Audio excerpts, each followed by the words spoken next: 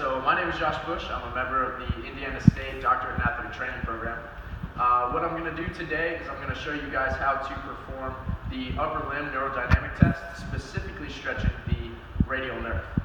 So first off, test positioning. You want to have your patient kind of slid across the table at a diagonal position like this, because you just want the shoulder hanging off the table, but you want the patient to feel comfortable and not like they're going to fall off, because if they do so, then they're going to be tightening muscles and such that you want to be relaxed throughout this test.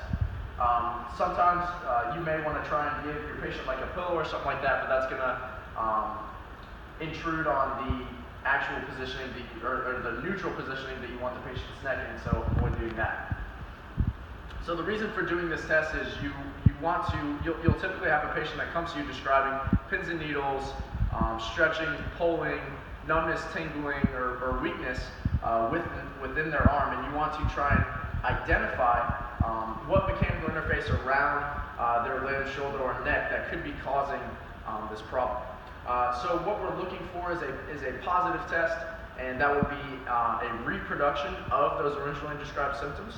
And those symptoms would either increase as we add sensitizing movements, and they would decrease and be relieved as we take away those sensitizing motions. You are going to stop this test as soon as you have your patient describe that their symptoms are being reproduced. And then at that point, you would want to take range of motion measurements of where you are at in that certain motion that caused a reproduction of symptoms. So you want to identify that sensitizing movement and the range of motion at which they started to feel symptoms. So the first thing is you're going to take your hip and you're going to put it on top of their shoulder. You want to apply a depressive force right on their shoulder. Do you have any symptoms? You're then going to take your arm and you're going to wrap your elbow underneath theirs and grab their forearm and apply a pronating motion right here. Any symptoms? You're then going to have the patient make a 4 with their hand, just like that, and we're going to wrap their fingers around their fist, just like this. Any symptoms? Then you're going to bring their wrist into flexion, just as so. Any symptoms? Then you're going to ulnarly deviate the wrist, just like this. Any symptoms? Then you're going to slightly abduct the shoulder here. Any symptoms? And finally, you're going to have them laterally flex their neck towards the opposite side of the involved shoulder. Any symptoms?